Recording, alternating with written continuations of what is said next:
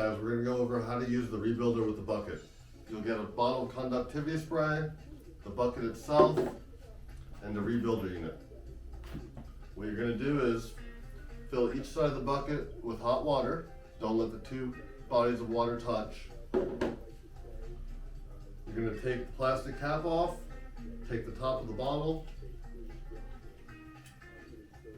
and you'll fill the cap full, put it on one side, fill a cap full, put it on the other side.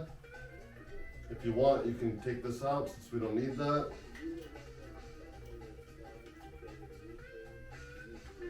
And then when you open up your rebuilder unit and get that set up,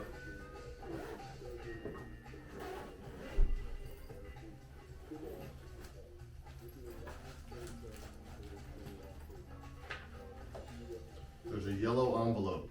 Inside this yellow envelope, you're gonna have rubber pads. So once you get that hooked up to your rebuilder, you'll put one rubber pad on each side of the bucket. Then you're gonna submerge your feet barefoot into each side of the bucket and slowly turn your rebuilder unit on until you feel it around your whole foot. And you're gonna do that for 25 to 30 minutes a day, twice a day.